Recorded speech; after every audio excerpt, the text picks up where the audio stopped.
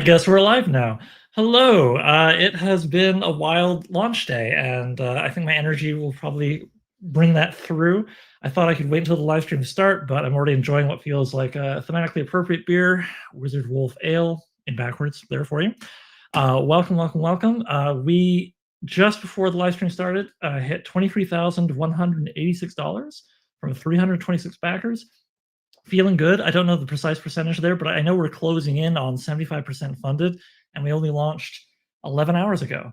So thank you so much to everybody who has been sharing and backing and hollering out their window. I think that's how you spread things now. Really appreciate it. This is so exciting, and I don't know where we're going to be in a month when this thing wraps, but I think it's going to be a pretty cool place. So this is the part of the live stream. Those of you who've been here before know that this is what happens. Oliver just kind of like blibber blabbers for 5 minutes to give you all a chance to actually show up. And then, we're going to be joined by special friends, starting with Chris Sellers. I'll explain who they are once Chris comes on. And then a whole bunch of other buddies who are going to join us for a tabletop role-playing game experience with a game called Defy the Gods. You may have seen an ad for it in one of our issues from 2025. Or just generally seen them around, maybe about the crowdfund and know all about it. But the cool thing is you're going to get to watch it be demonstrated and run by the Defy the Gods person. Pretty cool, huh?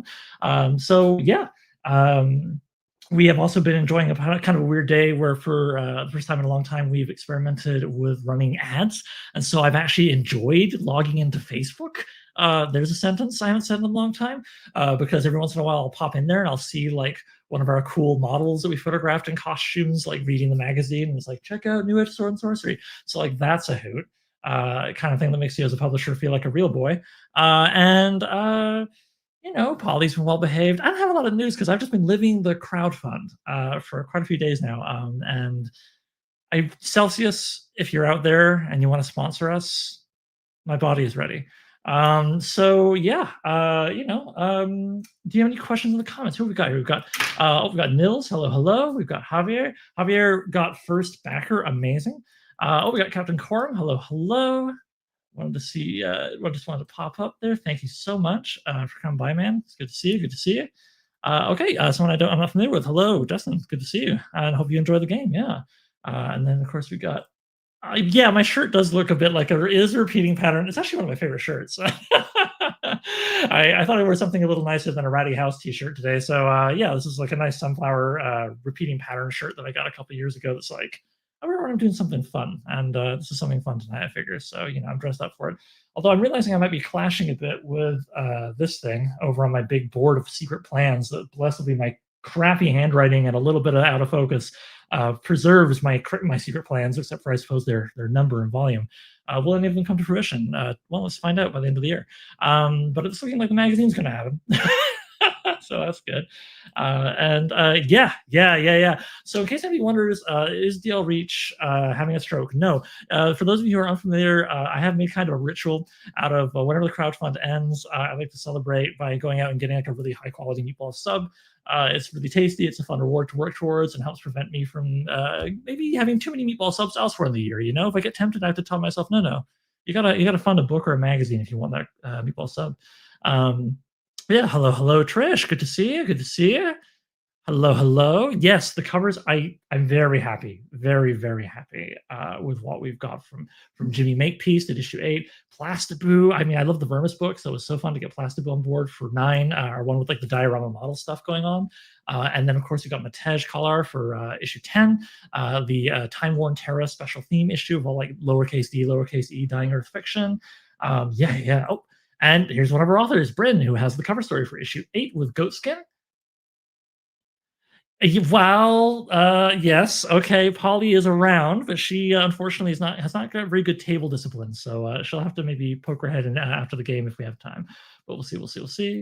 I don't know. Is the focus bad on my thing? Yeah, you can see my face enough. All right. Okay, so it's been 5 minutes, and it looks like we've got a little audience here. So I'm going to bring on our first special guest, Chris Sellers. Hello. Hi. It's great to be here. Yeah, no, this is really fun. And I should point out to everybody, the background here is an image from Defy the Gods. It's got our faces kind of in the way, but you get the idea. Chris, pretend I'm a big dumb baby. Pretend. And explain to me, and then let's introduce to the audience. What is the sort of like short pitch for Defy the Gods? How I know it's like I've seen advertisements kind of a queer Bronze Age TTRPG, but like, what does all that mean? Yeah, it is sword and sorcery as a story game powered by the apocalypse. So it's the elevator pitch is a queer sword and sorcery adventure romance set in fantasy ancient Mesopotamia. And that's a Mesopotamia that you make. So it uses ancient Sumer and Acadia for Akkadian Empire for touchstones. But you make your own pantheon of gods. You build your own city, which has a fantastical element to it, unique in the whole world. It's this independent city state built of mud brick with bronze chariots running through it, and it's alone in the middle of a vast, untrackless wilderness. And does trade with other city-states known to be somewhere far off, but you live in this city in the poor neighborhoods. There are high status neighborhoods around the temples and the royal palace, but that's not where you are. You and your friends are scrabbling to get by. You've all got special talents and special reasons why the city pushes you to the margins, special reasons why the pantheon of gods hates you, seeks your destruction probably, and then you fight against that. You fight against that with your special talents, but also with the hearts that you share with each other. It's a game where you can give your heart to somebody, and that gives them a little bit of influence over you, where they can try to tempt you to do what they want, or they can help you with your roles, or hurt you with your roles if they want.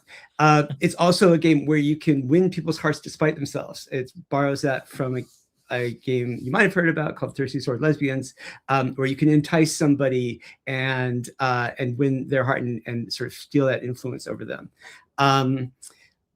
And it's also a game with a upward doom spiral of cursed power, where you can roll too high with the dice, and sometimes when you do, you have to your immortal pride burns hotter, and that may eventually lead you to become a world force in your own right, just like a god of the pantheon or the rulers of the city.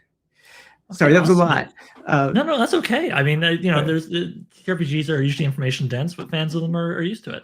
And I think pretty good bet we're all fans here. Now, I heard a lot of really cool stuff there. I like the sense of scale. I like the fact that inter-character relationships are really important. I also like the, I guess it's unfortunate, but unusual setting, right? I mean, by and large, we're looking at sort of vague approximations of Western European settings. I've enjoyed that many times, and will enjoy it many times again. But as with the stories in our magazine, it's fun to explore different settings or different secondary worlds inspired by different settings in our world. What drew you to the sort of Bronze Age Mesopotamia, and was it the guy who sold bad copper, or was it? I wish I had like a little Easter egg of that guy in there, Well, I have also played a lot of great Western European medieval fantasy. Oh yeah, thank you. The sweater's from Iceland. My spouse gave it to me. I basically am in it from about October to May because I am a little wiry antenna under all this. But yeah, right. So I enjoyed a lot of bog standard Western medieval European stuff, but I'd also gotten kind of tired of it. And when I was looking at Conan stories, not the ones on the ships, but the ones in the city, they often seemed like they were reaching towards some kind of historical period that, before history, like Hyboria is. And when I was looking around for some other cultural touchstone, this time in the Near East at the dawn of writing seemed like the closest fit to that. Like at the times when Conan released, like especially the movie, it seems to be reaching for material culture. Like it seemed like the closest thing was this mud brick and fired clay of ancient Mesopotamia. Love it. And then it just took off, and also it made me less likely to dip into cliches and really helped build the world out. No, I like that. I like that very much. As you say, it keeps you from doing what everybody else has done 100 times, right? Yeah. So to the other aspect, and then we'll bring on our players. I have never, to the best of my knowledge, I think maybe Beyond the Wall has some elements of it, but I've never really played what you'd call a storytelling RPG or Powered by the Apocalypse for sure. Mhm. I've always been very interested, so I'm happy to get a chance to finally try it tonight. For myself and other people who aren't perhaps familiar with that style of play, how does that differentiate from your sort of classic RPG play style? Well, the mechanics are like much simpler. They're almost as simple as you can get. There is they're emulating a story genre, like they're trying to take you through the beats of a story more than trying to simulate anything realistic. So people who don't play story games might properly deride it for characters having plot armor, but the idea is, like that these are the main characters of the story, and they're not going to die until the story's over. Okay. And if it's a Conan story, you never see that guy die. So what I like. The way I like to think of it is that it doesn't pretend that the five of you aren't the most important people in the story. You'll have reversals of fortune, and things will go bad for you before they go well. But like it's there to it's just sort of a lot closer to the story mechanics of things than to the kind of physical. I got you. It's less simulationist, more, hey, let's see what kind of story we can whip up tonight. Yeah, okay. Well, sounds good. And I mean, I think we've all, whether we're writers or whether we've just enjoyed a lot of TV and books, we all have some familiarity with like storytelling beats. So it sounds like something easy for new players to get into. Yeah, totally. Really, I love that about it. Yeah. All right. Yes, Powered by the Apocalypse is the system, right? The underlying system. Yeah. And then this is the underlying system. Yeah, it's like roll 2 6-sided dice, add a stat, and see which of 3 result bands you get into. Okay. And in this case, the result bands are 7 or less is a miss, where you don't get what you want, but something else happens. 8 to 10, you get what you want, and 11 or more, you get more than you bargained for. All right, well, sounds good to me. I've got my 2d6 here as instructed, and I think probably the best way to further demonstrate the game is to play. So I guess we're going to need some players. Let's see if we've got any here. Well, we've got always wonderful, somewhat tired, fair enough, Luana, joining us from the future in Europe. Yeah. I think that's what we call it. And then we're going to bring in another one of our authors, a new member of the NESS gang this year. We have Jess, who I believe is in North America. Yep, I'm in California. Right on. Oh, California. Okay. Jess has the cover story for issue 9. So that is spoilers. There's a cave and some water. Some stuff in it. Yeah. Then we have longstanding NESS regular Jay Wolf. Hello, Jay. Some of you may recognize Jay as the editor of our first and only thus far anthology, Beating Hearts and Battle Axes. And just, general, bon vivant person about town you've seen in many of our other live streams and often writing jams on the Discord. Many other accomplishments, but that's the NESS adjacent stuff. Meanwhile, we also are joined by another publisher. Welcome, Dave Ring of Neon Hemlock. Hey, Dave. Hey, folks. You've got some Sword and Sorcery coming out this year, don't you? I have a few swords, a few sorceries. It's true. Oh, yeah. Okay. Keep an eye out, folks, for Shatter the Sun. It's a really cool looking anthology of career-driven sword and sorcery with lots of great authors, but also an artist that Dave and I can't shut up about, Matt Spencer, does the cover and a whole bunch of interior illustrations. Speaking of sorcerers, yes, Matt Spencer. Yeah, holy cow. For real. So...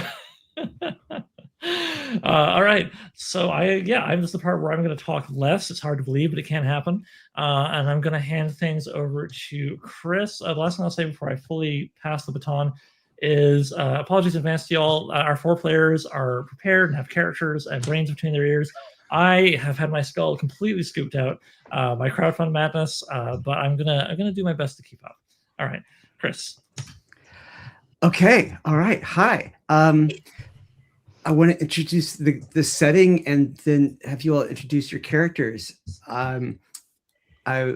in which case I'll probably go in character keeper order, which puts Oliver at the end.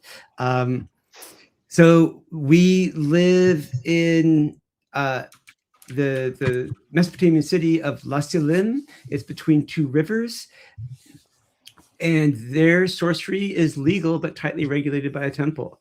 In this world, this is not humans are not the first mortals in the world. There was a race before us about 2,000 years ago called the Atlanteans, and we call them that, and they ruled a beautiful, highly accomplished, scholarly civilization and the gods loved them as their favorites until the Atlanteans discovered or invented sorcery, for which the gods destroyed them utterly. And now we just find the ruins of Atlantis in hidden places out in the wilderness. And sorcery can be found there, and it is sort of a barbed gift because it changes the world very much. And so in most places, most cities, it is forbidden utterly. In this city, it's legal, but one of the temples to one of the gods tightly regulates it.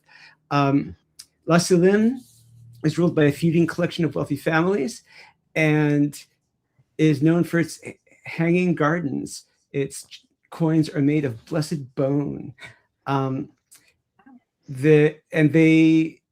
For the five of you, they have laws that make it seem like you don't belong in your own city, where they consider you all foreigners and not protected by the city's laws. There is an athletic competition that you all love, and clay statuettes of creatures are sacred in your community. And a popular place you all like to hang out is the tavern. There's a secret community you know about, which may or may not come up in tonight's game, the Thieves Guild. Ruling this city, ruling the cosmos, is the pantheon of gods. And I think they'll come up in a bit. But they are well, I don't know. We'll get into them.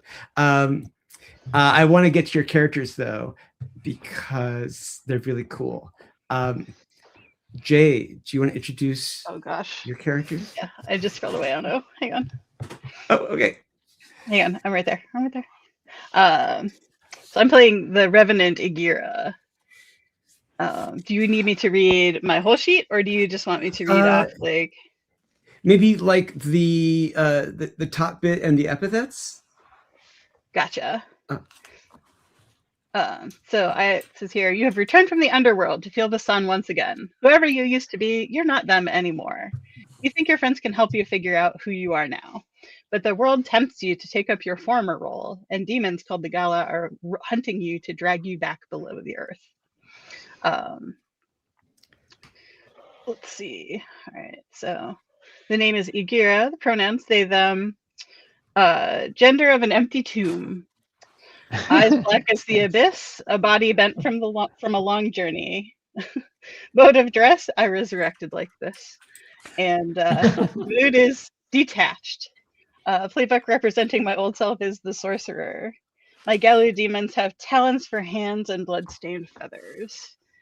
My epithets are will not be silenced again.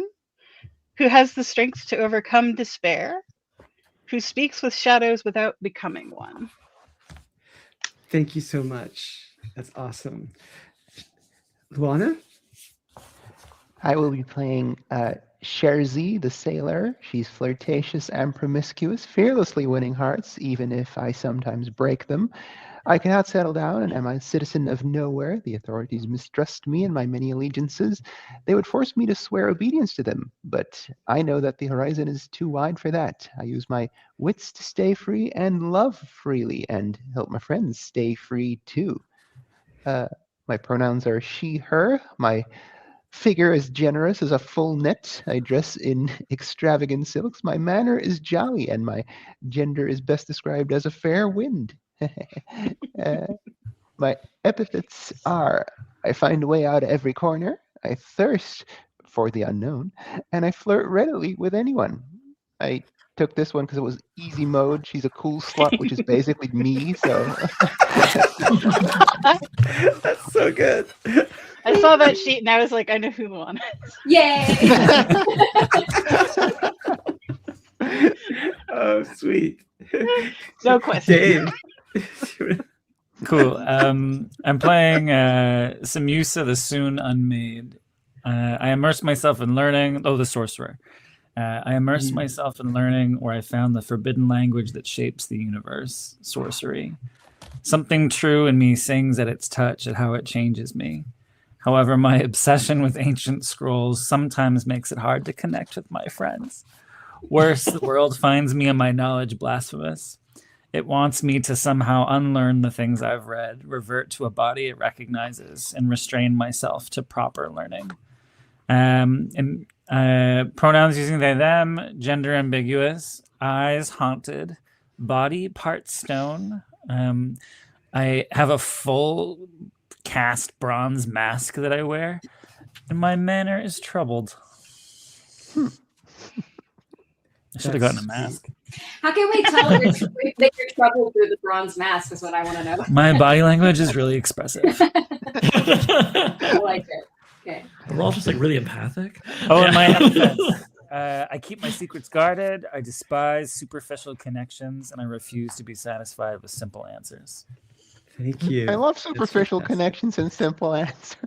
I find you Our best. characters are going to clash. You are why I'm troubled. Ooh. Ooh. I bring toxic positivity to the group.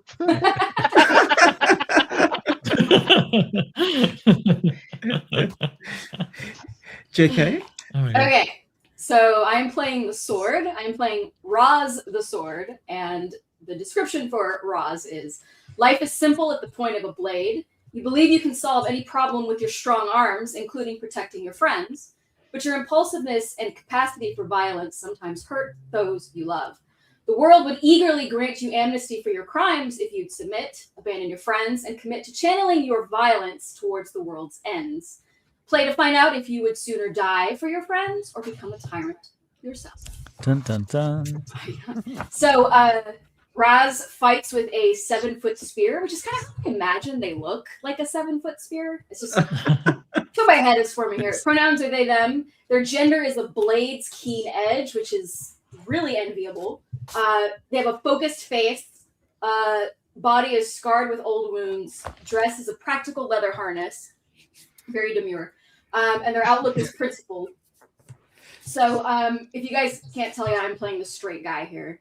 And their epithets are who needs no community other than their comrades, who never backs down from a challenge, and who protects friends above himself. So we're going to have a lot of power friendship in this game. Right on. Yeah. That's why you play RPGs, right? I mean, Yeah. Oliver? Okay, so I've wound up with the Wolfling, who seems like kind of a Mowgli situation. For the name, I'm spelling it P-A-H-L-E, Polly. It says here, you are wild. Though you were born human, giant animals raised you as their own child. You have found a new human community with your friends, even if you sometimes act in ways they don't understand. The world sees you as ugly and wrong. It wants to tame you, civilize you, fit you into just one category or the other, and wash away all the subtlety of who you are. I said choose a name. I was like, a fierce name, Polly. Pronouns are she, her. Describe your gender. Sun's first golden rays. Foster parent or bar of the wolf clan. Figure wolfling, why not? Face, mouth full of sharp white teeth. This is true. Body, sinuous and coiled. Dress, furs. Outlook, to stay with my inspiration, enthusiastic. And then for epithets, I decided, well, probably the best fits are who refuses to conform, who trusts their instincts, and who dances in time with the natural world. Yeah, I think that's all my stuff there. Yeah. Nice. Okay, cool. Thanks so much. So next we're gonna buzz through relationship questions. We'll go around and give each person a chance to ask one. If we have time, we'll do a second one. But time is short, so we'll move fast. Can we start with Jay, with Igira? So the questions are written to you, but you can read them out loud and see who wants to be the answer to that question. And whoever answers that question, you will give them 0 to 2 hearts. You have infinite hearts to give. And person who is answering the question, who is being the answer to the question, writes it on their sheet. This is the single most confusing part of the game.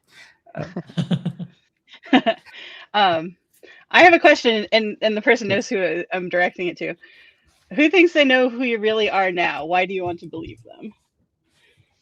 It's me, right? It's absolutely Dave's character. Right. It's me because I initially learned sorcery from you, and it was my selfishness that caused you to die. And I think that I think it's one of these things where I think that you are better than you think you are. That makes sense to me. Yeah. Nice. All right. So, Igira, how many hearts do you owe to Samusa? That's a good question. I want all of them. You can't have all of them. I mean, here's 0, the 1, or question 2. that I have as a 0, 1, or 2. I will say 1. Just start things off slow. Okay, that's good. So then, Dave, you write it down on your sheet next to Igira's name, because that's capital. That's leverage you can spend later. Luana, do you want to ask one? One of my questions is, who got caught with you in a heist, and why was it your fault the two of you got caught? So I screwed someone over in a heist. Which one of y'all's wants to... Maybe there was a cute showgirl that was distracting me or something. Who wants to take it? Roz will take it. Roz will. Oh, Roz, okay. Roz was caught in the heist with you. All right. You're a straight guy. The straight man. Yeah. Like. All right. So I go on my sheet and I say. So Sherzy, you say how many hearts you want Roz to write down. What's my heart budget actually? You have as many hearts as you want to give, but in this case, it's 0, 1, or 2. Ooh. Okay, I feel really guilty, so Roz, you can have 2 hearts. Yes. 2. All right.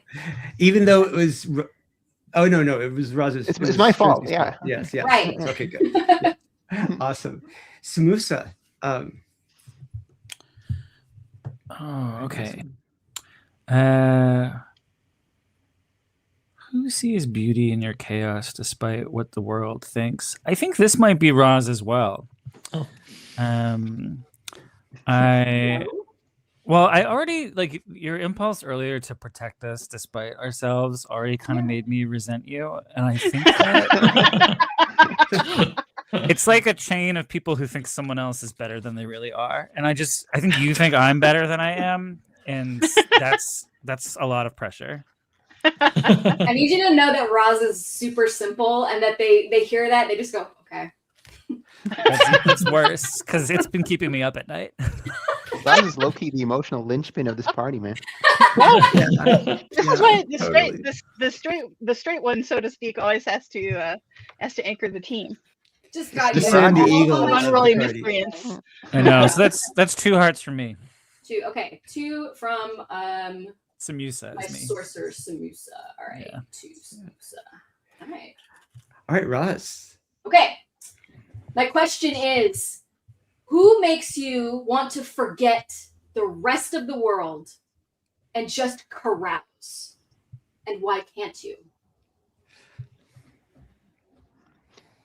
I'll take that I mean, one. yeah, I was gonna say, like, Hey, give me the sailor babe. Let's go. we know the Okay, answer. Take 2. All right. Let's go. Awesome. Polly. Okay. Polly. No, that's So, all of it. yeah. So I had a few questions. I must admit, it's kind of hard to choose. I would say, let's go with who once stopped you from breaking a serious law and what did it cost them? So I'm guessing at some point Polly was like not knowing the norms of a situation, being a wolfling. and maybe was about to get 20 years in dungeon because of touching the regent's hat or whatever. So who wants to sort of pick that up and have sort of thrown themselves in the way of the law to keep the innocent wolfling from suffering? Jay, you don't have anybody's hearts yet. I know. I was just thinking that. Well, so who once stopped you from breaking a serious law, and what did it cost them? I don't know. Maybe everything. Ooh. Is that why you don't? Resurrection? Like, I don't know. I'm gonna play with it. I'm gonna play because I don't actually know. cool. I don't actually know why I'm a revenant. So Yeah, but play to I think find that- out. Yeah, That's Yeah. I mean, that's what they say. I think if you potentially, like, I was going to be, have my head be beheaded and you wound up beheaded. That's a hell of a thing. That's at least 2 hearts. So Yeah. give me 2 for that. I think 2 hearts for one head, Yay. something like Yeah. that. All right. Oliver, you don't have anybody's hearts yet, but we've gone through a round. I want to move on. I want to, you guys can collect hearts from each other as we go. But I want to ask you each a question. I want to give you the premise and ask you a Okay. question that ties into it. Your group had an Atlantean artifact. It looked like an amulet, like a big red ruby on a necklace, and a face was carved into the ruby, but over years it had eroded. You couldn't quite see who or what it was supposed to be. But the ruby encouraged you to stare into it and seemed to promise a way out of your day-to-day predicament. Despite that, you were looking for somebody to fence it to, and you were having a really hard time finding anybody who would take it. But word must have gotten around that you were asking people about it, because one day a person high up in one of the temples of the city showed up at the tavern, backed up by guards, and confiscated the amulet from you. And since then, you've heard that it's making waves in city politics high up, but you all don't have it. And maybe, well, we'll have to see if you can get it back. Nah, I want my amulet back. They just came in and took it? They just came and took it. Yeah. You can't just walk in and steal a person's amulet. That's ridiculous. It's so Okay. rude. And they're being ballers with it? Like, what? Yeah. All right. So Roz, you used to be close with the person who seized the amulet, and at one point you would have died for them. Then they cast you aside and rose in the city's politics and their temple. Why did they leave you? And since then, how have they made your life living hell? Why? Okay. Why did they leave me? Little clay creatures are important to us, right? Yes. Yeah. Yes, they're sacred in your Okay. community. So Roz makes little clay creatures as a hobby, and when they were kids, when these two were kids, Roz was a supremacist of making little rabbit figurines, and this person was really big on making, I don't know, like little wolf figurines, and they got in a really big fight when they were like 4 or 5, and Roz totally forgot about this, but that guy didn't. And he's carried that angry burden about little rabbit figurines forever. Yeah, boy, As you do. it's terrible. It's okay, cool. Let's see.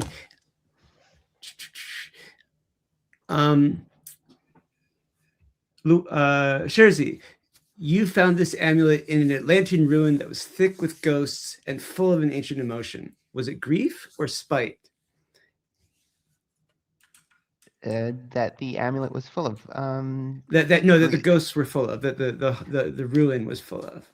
Oh, okay, the ghosts were full of spite. They're sort of wacky Sam Raimi ghosts. They wanna they wanna cause slapstick. How did they make it clear they didn't want to part with the amulet, and why did you take it anyway? Well, you see, if you start acting out of spite, I'ma just go. I'ma just try and see who can be the bigger asshole. So I was kind of Bruce Campbelling it up in in that whole situation. They tormented me with little tiny jerseys, and but I basically after a whole lot of Three Stooges style shenanigans, I managed to get out of there. But unfortunately, that spite has been chasing me. You know that I'm just a person, but they are. They are creatures from beyond the veil, and their spite is from beyond the veil. So Yeah. that is Yeah. that was not a wise decision. That was akin to playing a tape that has incantations from the Necronomicon on it. You know, so. Were these demons like 1/3 corn syrup? I'm just curious.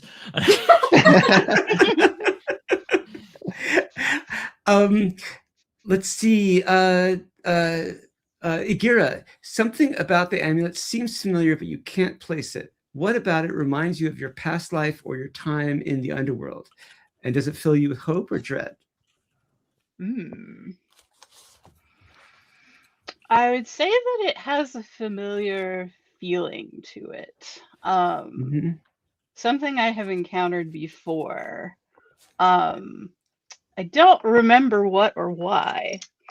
Okay. All right. But does it make you feel hopeful or do you dread it? I would say dread. Dread. Okay.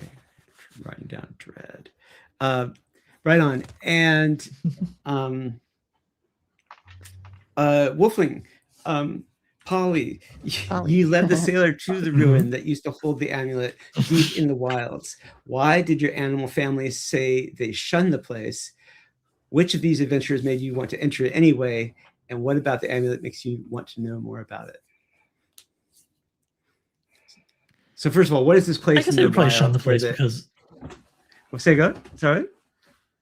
Sorry, no, go ahead. Go ahead. You first. What is this place? Is your question? Yeah. I mean, I kind of imagine, like some sort of temple that was long abandoned with, vines all over it. But that's a little cliche. So maybe let's go with something more like a cairn, like a burial mound, nice. with inscriptions in the stones. And so just the fact that it reeked of death and of man would put off the animals that were raising me, I figure. Just doesn't feel like a good place to be. But I recognized that there was like human writing in the stones, and unlike the animals, I was intrigued, even if I couldn't really parse it. So I would say the temptation of connecting with the side of me, the human side of me that's neglected, is what drew me. And I'm sorry, what was the third question with the ruby? So which one of these adventures, which one of these four made you want to enter it anyway? Oh, I see. I guess it was the writing, but was there one? Yeah, we'll say the writing, but maybe somebody was reading it and I wanted to know what they were reading. So, well, straight guys recognizing a straight guy here. So I'll say JK. You were checking out the writing as a fighter. Maybe you were taking a while with it, struggling. I'm playing to stereotype. You could be very smart, and so that I didn't feel too intimidated. If it had been Samusa, I would have been like, oh, that's a brainiac. I won't say hi. But I saw somebody with a 7-foot spear, and I could relate to wanting a big stick, being a wolf thing. So I came over to check out the stick and then also the writing, and that's how that all came together, I figure. Leaning into the stereotypes, aren't you? No, I mean, I'm a wolf guy, so I must love a big stick. I'm going by my real life inspiration, who couldn't get through a doorway 2 days ago because she grabbed a stick that was too wide. But anyway. This is my favorite dog thing ever. Sorry, for anybody watching wondering why Oliver keeps going about something called Polly, I have a smooth-haired fox terrier named Polly, who I'm having fun riffing off of. So yeah, and she more or less does have a lot of enthusiasm and etc. So anyway, that's why some of us are kind of giggling a little extra hard at that. So yeah, that's my spouse says that. Okay, that's awesome. That's really great. My spouse says that like us trying to figure out how to go faster than light speed is like a dog trying to get a stick through a door, and there's all these alien civilizations looking at us like, why can't they figure this out? Just turn sideways. Yeah, just turn sideways. Right, exactly. just or drop the stick. Samusa, you have read read about the amulet in ancient scrolls. You know more about it than any of the others here. How does it seem to promise to let you meet the Atlantean age? And how is its power incompatible with this current age? Hey, Dave, you're on mute. That's the power that's incompatible with the. The power is just Puts you on mute. There we go. There we go. I unmuted you, Dave, and then anyway, here we are. I think it's been whispering to me in my dreams. And Oh. and so like maybe I was like, yeah, I guess we could go get that amulet. But the whole time I was like, yeah, let's get that thing. I'm gonna get all of its secrets. Well, it's promised to make me even more powerful. And now I'm extra pissed that it got stolen because it hasn't had a chance to give me all of its secrets. And how is it incompatible with the Atlantean age? Yeah, it has some power in it that is incompatible with this age, With this is age. from the Atlantean age. But how is the Atlantean age incompatible with this age? Well, even more so than it just puts a bigger target on my back that's already There's there. that, I feel like yeah. that's essentially it, right? Like it's if I was to get these secrets from it, the gods would hate me even more. Yeah, Oh. if that's possible. Yeah. Okay, cool. So you all have some connection to the amulet. Before we jump in with your characters, I want to play a brief world scene. Did you all want to do the gods or the city authorities? For everyone else, this is not playing the characters. This is playing the antagonist, the enemy, which sharpens up the story a bit. Okay. You can do the gods. We made Oliver's god briefly while you were starting the live I stream. think we should do gods. I don't really care about authorities. I want Yeah. gods. All right, yeah. Go big or go home. Yeah. But Oliver, the main trait we decided your god has, and by we I mean I got bossy, and it's that you wear things that are not hats as hats. Wait, where Wait. did Okay, who is playing Bao, the god of beauty, the water surface, boundaries, and mirrors? I'm upset you can't tell that was me. Was that really you? It was. Okay, good. Just Who's to playing clarify, I know it's a Ashur? complex idea, but I want to make sure I have my head around it, Dave. So because the gods hate me, I wear things that are not hats as hats. I've been cursed. No. In this No, case, you no, are the no. god in question. Yeah. Oh, I'm sorry. I'm playing the god. Yes, Yes, right. We're yes, taking just- a chance to be secondary characters here. I got it. Yes. Yeah. Yes. Yeah. Pardon Which me. gives me Yeah, some just pointers about where to take you the hadn't story. made yours, Yeah. so while you were kicking Yeah. off the live stream, we collectively decided Yeah. which I god saw you a lot were. of notifications in private chat. Okay. Yeah. Okay. All right. The god of unorthodox headwear. Everyone's got to have one. All right.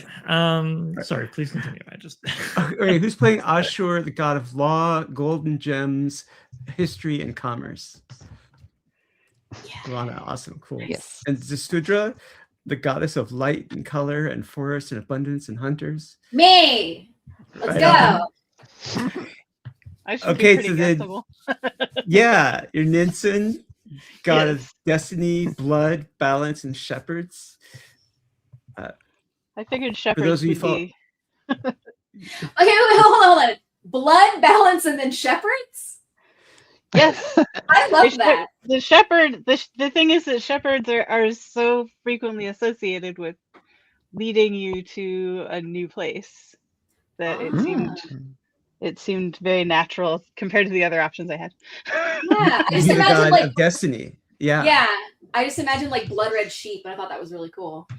I mean, why not? Yeah. Yeah. Shepherds also in the ancient world, they spend a lot of time looking up at the stars and True. looking at the constellations. He Yeah, sees they a had to be shepherd. very worldly in a very specific way. Yeah. So then, Oliver, you are Utu, the god of wine, cats, fortune and luck, and lost children, and hats that aren't hats, which was not one of the drop-down options. But for everyone at home, these are just a bunch of pick lists that everybody chose from, like, while Oliver and I were talking, basically. So, or actually a little before the show. So, like, it happens really fast. Okay, so you all are assembling in this palace at the top of the highest mountain in the world, whose roof holds up the heavens. And the question that I want to answer in this scene, that I want you all to answer, is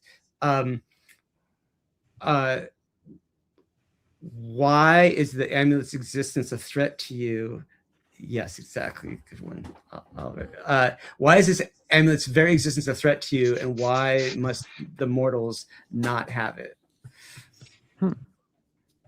And you've all gathered together, a big convocation in this palace, like in Clash of the Titans, and you've come together because there's this problem of the amulet. So this is just a freeform scene where you all talk about what danger it poses to all of you.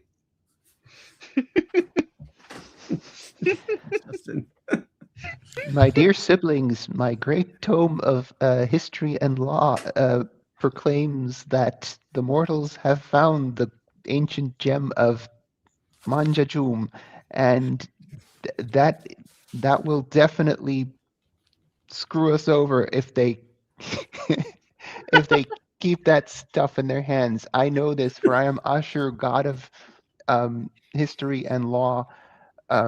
So what do you nincompoops think of that? Does anybody remember where it came from, or like just why it poses a threat to all of you? Yes, it's written in the stars, but like, I guess you could It's call an me the imposition to cupbearer. the balance. Oh wait, You're muted. Utu. Oh no! Utu, you're muted. No. Utu, give us your wisdom, Utu.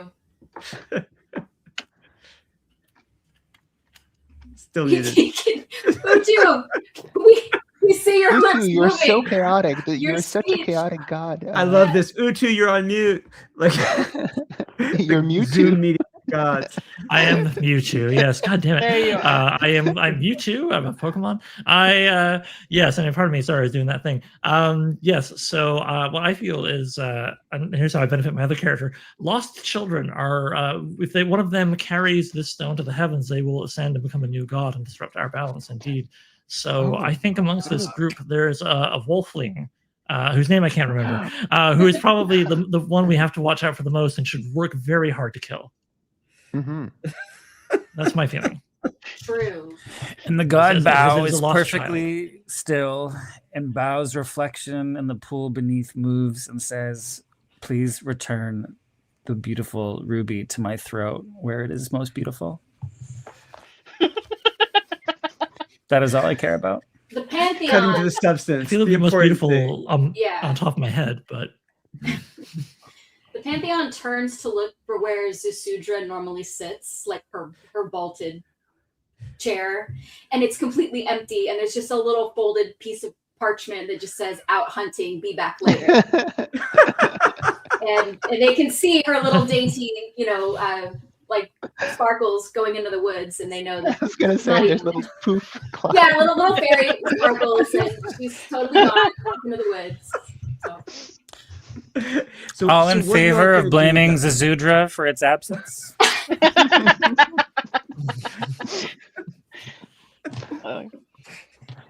Don't think there's Make any note of it in the great dissenters book here. of history. All right. So, what are you going to do to keep someone from carrying this, some mortal from carrying this amulet up to the heavens, and becoming a new god? Can we must smite kill the them? wolf child. Kill Yeah. them. Smite. Yes, smiting. Okay. All right. That's good. And scene. All right. So, Yay! so let's cut back to you all, the adventurers, hanging out in this tavern. It's a rowdy place. Travelers come through here a lot to get a place to stay if they don't know anyone in town. Merchants come through while trying to sell their stuff and buy new stuff. And definitely the Thieves Guild has a covert but really kind of open secret presence in this tavern, ruling all that is illegal with an iron fist. But you all don't care about any of that because you lost your amulet. Adiran, an acolyte of the Temple of Zasudra has stolen the amulet from you, and is a big wheel in city politics, among the wealthy families that rule this city, and whatever they're doing with it, they've taken it out of your hands. What are you going to do?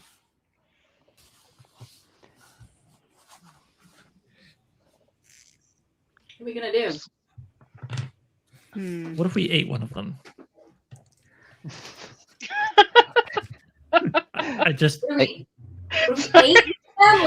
Like fork, bowl, eat? well, I mean, I fork and bowl Fork and sounds bowl kind of are fancy to optional, me. Yeah, I mean that right. sounds very fancy. I'll be Thwack honest. Polly with a rolled up newspaper, and Papyrus, I no hope. eating people. Oh, yeah. Parchment's expensive. Don't.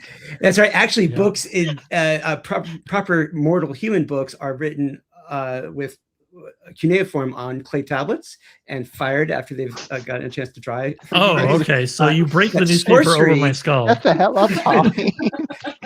Sorcery is written on these scrolls from Atlantis, and it's really weird. But yes, yeah. So big clay tablet. So I think that a thief who's a properly registered thief in the Thieves Guild comes up to you all and says, "Hey, I know that you all had that amulet, and there was a big scene about a week ago where that schmuck from the temple came and took it from you. And I just want you to know that a little bird has told me that it's being held in the royal palace, and I could help you get in, for Oh, a yeah, cut of what's the your profits, price? maybe. Yeah, what's the catch here, buddy? Well, I mean, I'm Tell us honest where it is, or I thief. will boil the blood within your body. Hey, whoa, that is escalated quickly. He'll do it. Jeez. He'll do it. Look, I've look. seen him Kill do it before. Samusa. He's wait. Is Samusa he him? No, they them, right? They I'm them? them and They then. Thank you. He'll do it. They're kidding. They don't boil people that quickly. Musa does not look like Do they're- they? Hey, look, I can't read what's going on behind the mask. All I know is that about a month ago, I saw somebody change into a flock of pigeons and Samusa was nearby. So I don't want to take my chances with Samusa. Look, if the rest of you are cool to hang, then great. But I don't know about your sorcerer friend. Look, if you don't want Samusa's wrath upon you, don't worry. We can be cool. We can be cool. I'll stay between you guys. I'm the good thief here. But no, but seriously. Good thief, bad What- thief. Uh-huh. So No, but seriously, what you is know, what is the cut you're looking for, kid? Well, 1/6, equal cut, and then maybe I could even help you find a fence after you get it back. And then I get my 1/6 of the profits.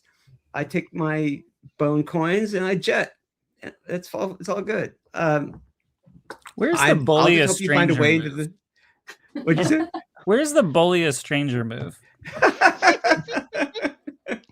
That you just do. You just do it. Promise to boil his bones off. How much more can Yeah, I you think boil? you found that move.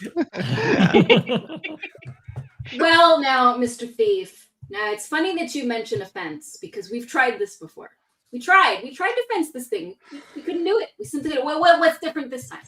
What fence do you know that we don't? The difference is that I am a properly registered thief in the Thieves Guild, and one subset of the Thieves Guild is the Fencers Guild. And so, you all just weren't in the club, and people didn't want to do business outside of the guild. But I'm your in. Hey, Roz is totally skeptical. They're like, what's your name, friend? And I go to my big spreadsheet of names. My name is Jeff. is Shuba. My name is Shuba. Are you Shuba of the Shams Shubas from the Tanners district? Because Yeah. I mean, I tried to leave the tanning thing behind, but I guess you could still smell it, huh? yeah, You are a little ripe, man. Pretty pungent, bud. And my Hey, my it's sense of smell summer. isn't even that good anymore. no, I Ouch. used to go out with your cousin Muhammad. I Yeah. mean, go out is a euphemism, but I don't, buddy. I don't think you're very high up in the Thieves Guild. Well, now, it's true. I am looking to be upwardly mobile, and this could be a big break for me. So I need the business, you know. Now you can do a move. There is a basic move called figure out a person. If you want to figure out what Shuba wants, Mhm. or what how they would feel if you did X, Y, or Z, you can do that move. You pick one of your I roll. epithets, you roll, and add the worth of the epithet, and we'll see where you land. But I like this that you used to know Shuba's cousin, so I'll give you a +1 if you want it. Oh, thanks. Nice. If flirts readily thirsts for the unknown and finds a way out of every corner. I guess the latter, I suppose. Sounds good.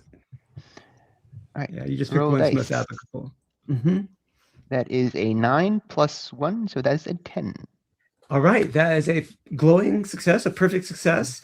So you get to ask one question from this list.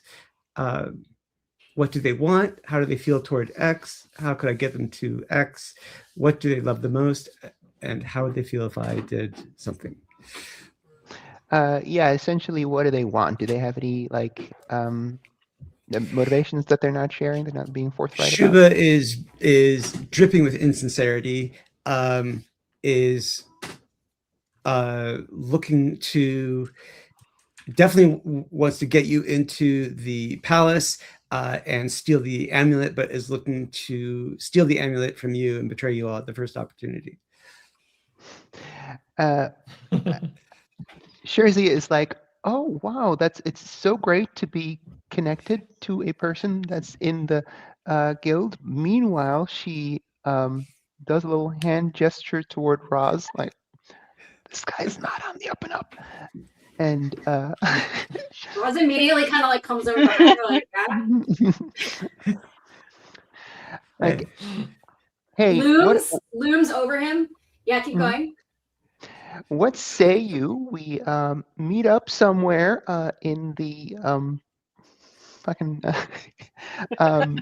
southwest district behind the palace and make some plans away from these prying eyes? Just the 6 of us, huh, Shuba?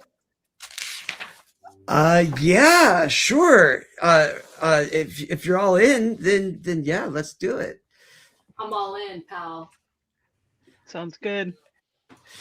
Shuba's like, the temperature here just dropped. So you all are not at present like threatening him. You're just setting up the terms for when you'll meet again. We're taking him to a second location to threaten. Yeah, I noticed that. All 5 of us are just like a little phalanx right in front of him, like, yeah, man, let's go to a second location. How about it? This is my 7-foot spear. Let's go. It'll come Seems normal. Oh, like right now? Okay, fine. I guess let me get my rope and grappling hook. Right? Like, rope and grappling hook. Buy a girl a drink first. Geez. Rope.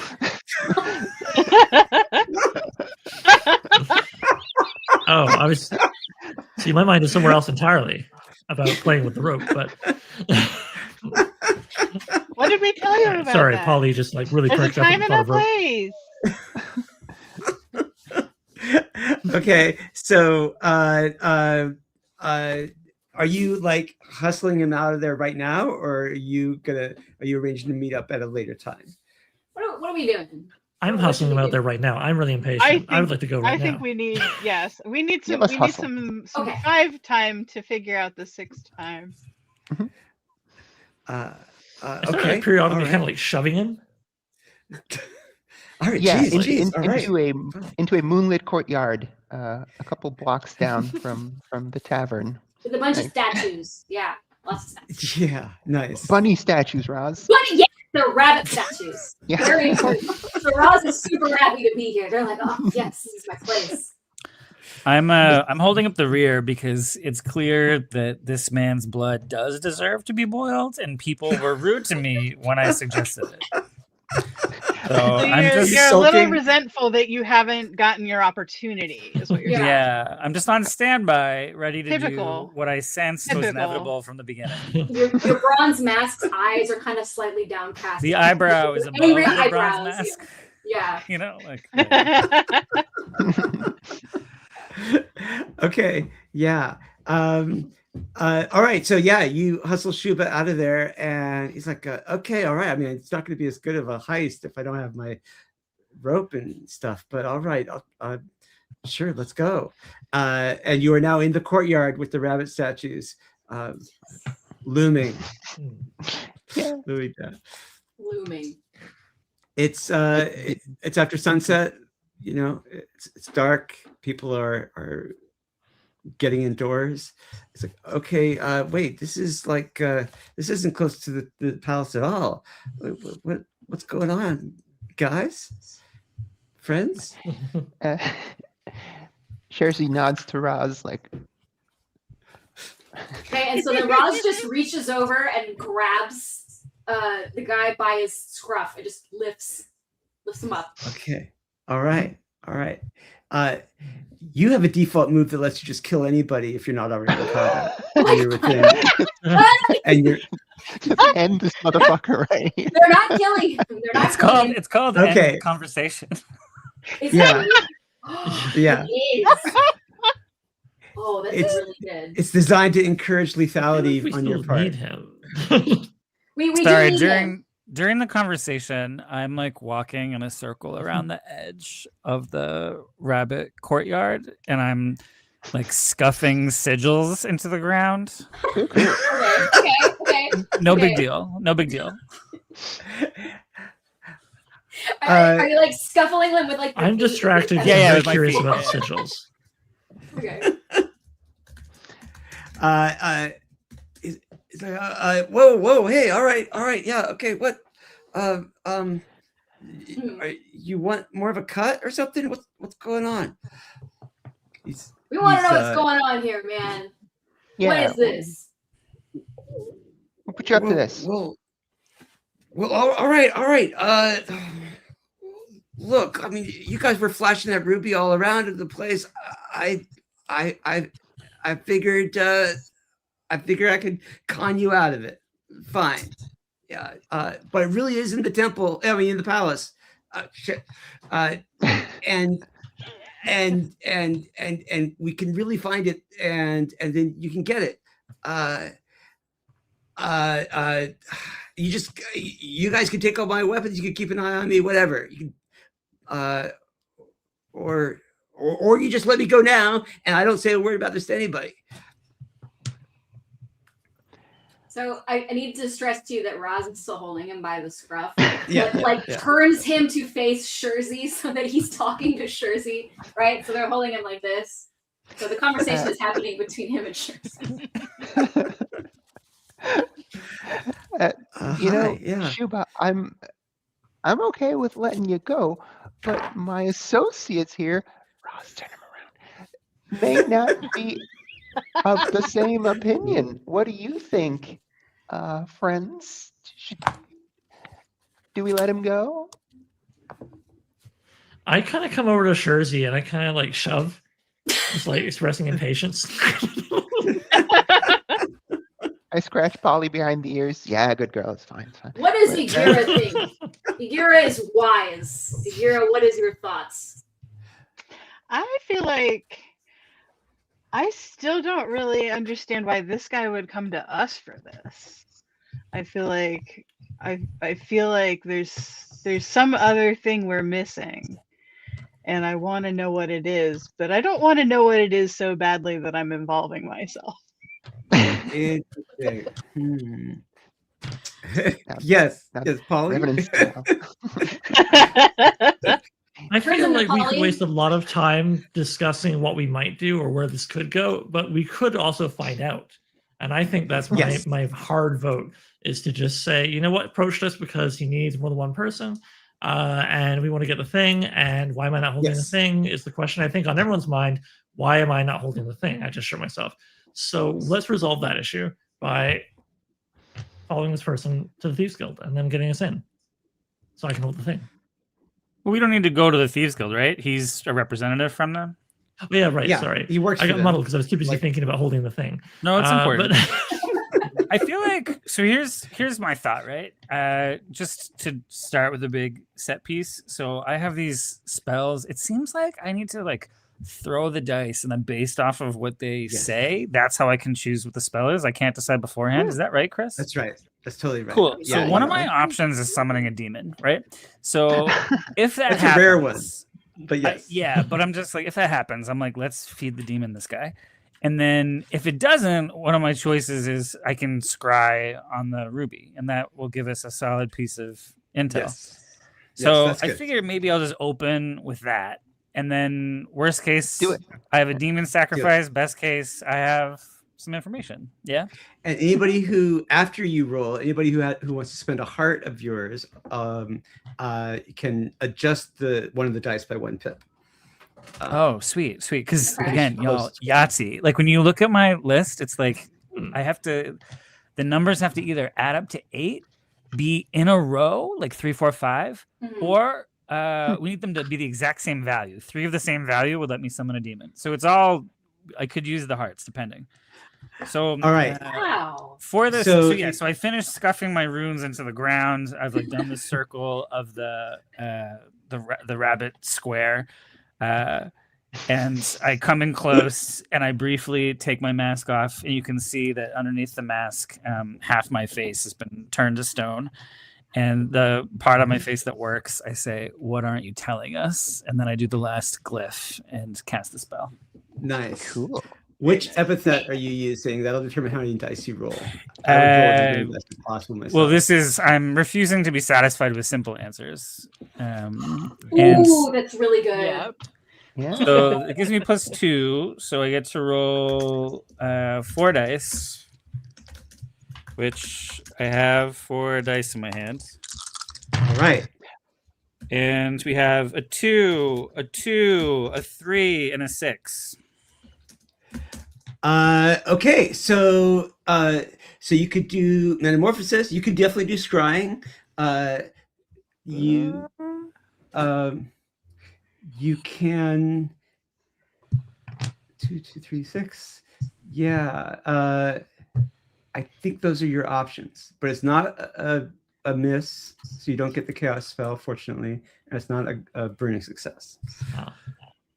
Because the burning success would need what? It would need to, if 2 of them add to 11 or 12, that doesn't happen. Yeah. Got it. Yeah. So yeah, so if someone wants to spend a heart, we can summon a demon, which I have to say I was kind of hoping we would do. Or I can scry and maybe see the ruby necklace. Is that what we want? I think the scry would probably be helpful. Yeah, Because that's it what we feels want. like Yeah, he's the demon not- sounds hilarious, but It feels Yeah, it's like probably he's more not helpful telling us utility. something about where, and I think where it is a Right. very valid part of the question. Yeah. Yeah. So to spend a heart, does it have to be one of us who has hearts for you? I Yes. assume so, yeah. Ross That's will the do it. Gira, right? Or hmm? Or- Raz, are I you think it's team Raz. demon or are you team Team information? Scry. Team Scry. Team Scry. I can already do, I Oh, can you do can that without. Hang on. Oh, well, Yeah. yeah. Okay, never mind. Then, never mind. Yeah. Right, I edged the chaos there for a second. No, for a second I thought you were coming with me, but it's okay. We could just do the scry. One day. So yeah, I feel like the glyphs make like a kind of a whirling mist shape in the middle of their like in the middle of our assembly, and it shows us something in the mist. Okay, yeah, you see the ruby, and it is, it is sitting not in the palace. You can see the palace from where it is, but it is sitting in the Temple of Bao, just across one of the rivers from the temple, from the royal palace. And it is in a third-story room with an open window, in a temple that is shaped like a multi-step ziggurat. It's on the top level. And it's just chilling on a table kind of thing? It is on a pedestal where it has had lead tablets and wool string attached to it, like tied to it. It looks like somebody is trying to induce the amulet to do something. Frankly, it looks like sorcery. Like a sorcerer has been meddling with the amulet. Got it. So we all see this, or just Samusa? I think we all do it. I want the mist to have done it, so everyone sees Okay. it. Yeah. Roz This just feels stares urgent, into it I like, say. Yeah. Yeah, this seems like we should probably deal with it. Roz, how about you throw this guy in the river and let's just move on? Sounds good. Throws him. Yeah. Yeah. All right. I am Can delighted by your this. flying carpet take us there? We'll do faster than a flying carpet. We'll do montage. Actually, we'll just cut to it.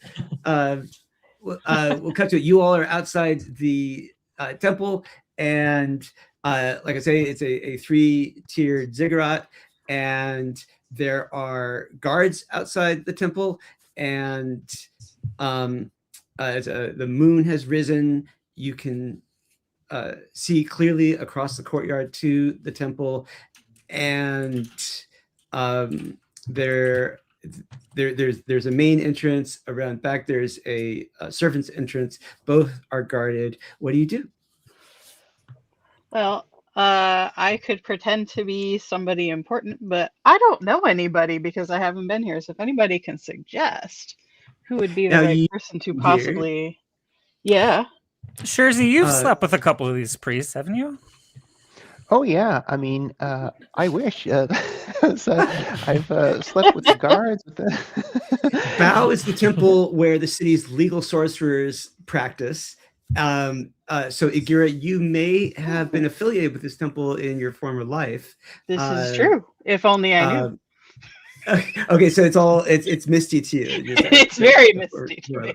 Okay, I can be Igira's seneschal. I think that would be lovely.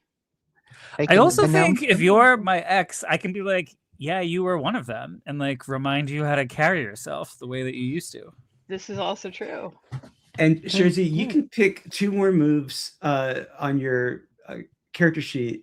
And if you want one of them to be Old Flame, you can know somebody who works in this temple. It's literally weaponizing your exes. Amazing. Yeah. That's amazing. Call me Logan the way I'm weapon Xing.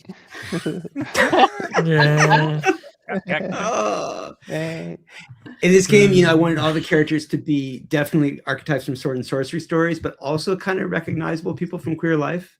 You don't have to be queer to play the game, but like this is definitely the polyamorous disaster. Yay! Nice. Where am I? Wait, Chris, I needed to choose moves or what? Oh yeah, okay. So there's this on the online version.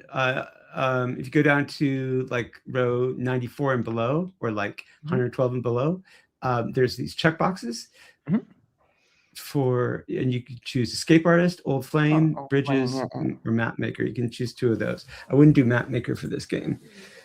Okay, I'll do the Old Flame one, and I'll roll. Yeah, pick an epithet.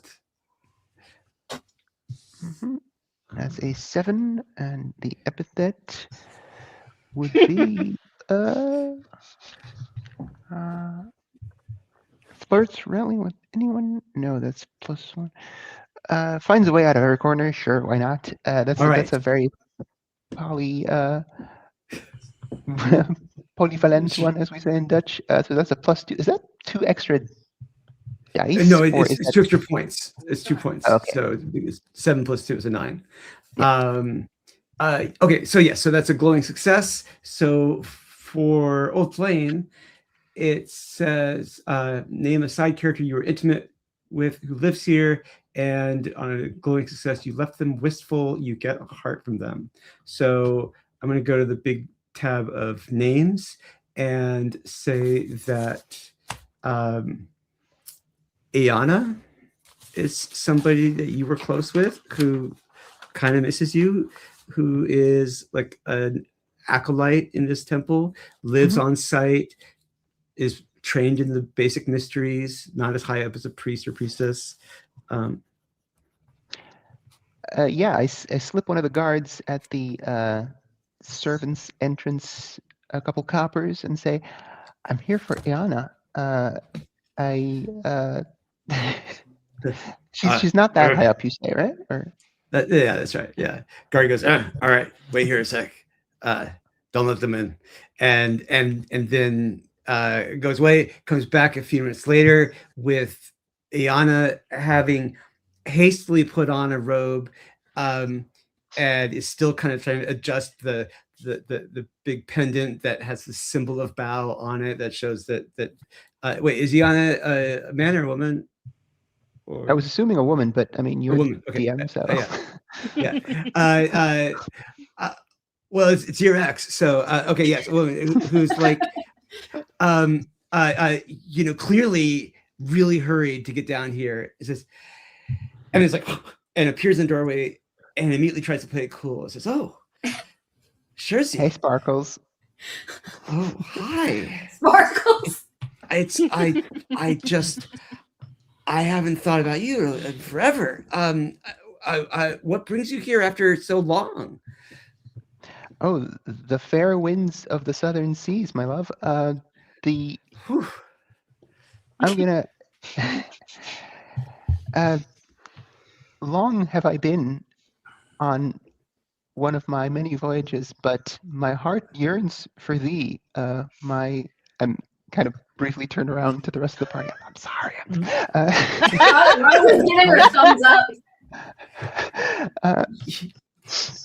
Anna, my love, how lovely it is to see you, but I am here on unfortunate business. I must gain entrance to this temple, for I am in somewhat of a pickle. And a pickle, you say? Yes. How big a pickle are we talking about? Bigger than the one I can provide, but I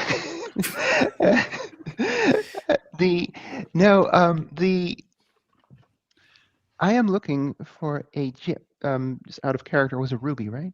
Yeah, a ruby. Yes, a big ruby. I am looking for a ruby that the lives of my friends might be at stake for its want, and I had come to learn that you, my love, were one of its custodians here. Well, yeah, I mean, I'm a big wheel here. I'm really important. Look, you guys just stay with me, and I mean, you especially stay with me. But just stay with me in general. Stick with me, and we'll go find this ruby that I clearly know about, and but like, don't touch anything else, okay? Like, but I kind of hook my arm into hers. And it's on the 3rd floor.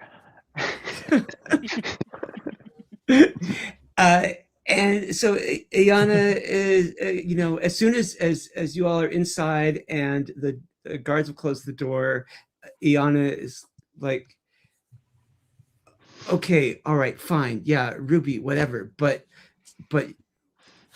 you're gonna see me again, right? Do we pass like a utility closet? Yeah, absolutely. Yes. I think I just pull back with Roz and Igira, and I'm like, I think we grab her we take the big necklace around her throat that says that she's one of Bao's faithful, and we just let her think about her choices in that closet for a little while. But Scherzy's game. Like, We can lock Scherzy in there too. You're gonna interrupt Scherzy's game? Did you not see her out there? I mean, she totally had 7 her minutes everywhere. at the top of the mountain. Yeah, I mean, to be fair, we're just giving them a date, right? Like, Sure, she's not opposed. I know that you're That all whooshing professionals. sound you can take hear is care. all of this going over Polly's head. I think, you know why? I didn't think that Polly would go along with this plan. I was like, Polly has too much integrity to stuff this girl into a closet. You know, honestly, though, that is a pretty good idea, and that'll get us there faster. So we should do it. Yeah.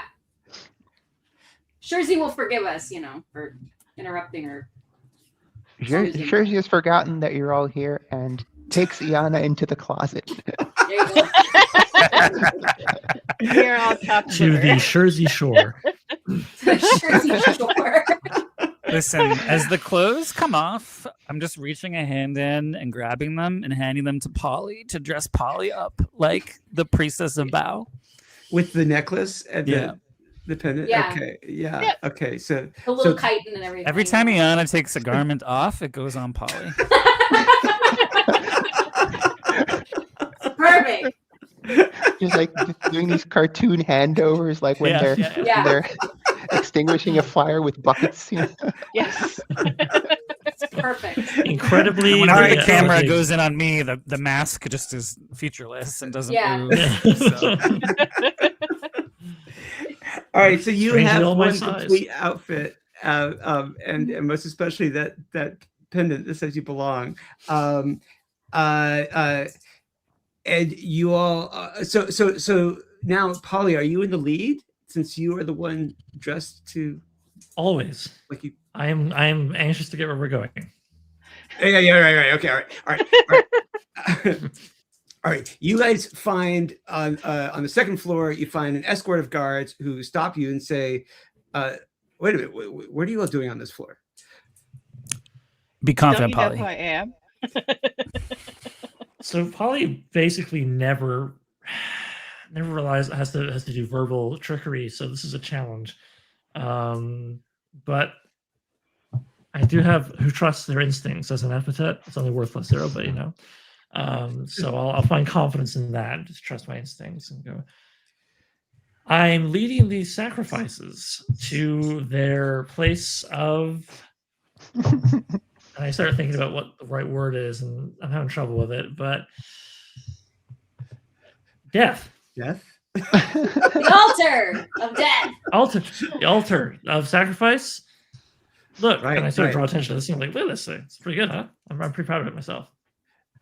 All right. Anyway. All right. So they take you up to the third floor. They take you up past the third floor onto the roof, and they're I'm consistently walking like a little ahead of the guards, and to the point they get annoyed and have to like shove past me just to remind me like who's leading who where. But yeah, sorry, go on. so you Kind all of getting under their feet. you all pass by 4 closed doors on the third floor, and one of them definitely has the amulet in it. But they at least keep walking up to the roof, whether you all go with them or not, so that the sacrifices can be performed on the altar. What do you all do? Should have thought further than my next move. I feel like in the stairwell or something, that's where Roz and Agira need to show Yeah. their stuff. We I gotta feel we like- gotta get rid of these guards. Yeah. Yes, I feel like this is Yeah. definitely the moment for that. So I'm not actually sure what my best move would be here, and I'm Well- open to suggestion because I am an open book. Breath of Tombs is your fighting move, where you just breathe death onto someone. I mean, that seems easy enough. That's I feel like sick. maybe we should. you That's can why pick any What if just epithet that you want. Listen, you gotta That- tell me these things. No, I'm kidding. No. Yes, that sounds great. I think I should do that. Let's just give this a shot. All right, pick an epithet that best describes how you're doing this. Like, describe the sort of your approach to this. the mode to this. Yeah. Let's see. Sorry, unfortunately, my screen is very small. You've got who will not be silenced again for 2, who has the strength to overcome despair for 1. I'm going to see, I think, who speaks with shadows without becoming one. I Makes the most love sense that. there. Yeah, it's So- +0, and I'm glad you picked it anyway. Yes. Listen, I don't need any modifiers, right? I mean, maybe I do, but let's hope I don't. All right, so we got 6 and 2. Great, That's an 8. that's a glowing success. Yay. Okay, so a fetid vapor passes from your lips. Your nearest enemy within arm's reach chokes, taking 1 wound. So are you doing this to the guards? Yeah, I would think the guards are in the way. Yeah, so there are 2 guards. Yeah. You blow death onto one of them, who chokes and turns gray and just keels over. He's dead. Listen, The other guard, however, is not in the path of your breath and sees this. And yes, Roz? Stab Okay. All with right. lance. With 7-foot lance, I'm gonna clash. Okay, yes, this is a clash because you're in combat already. Right. All right, pick it up with that.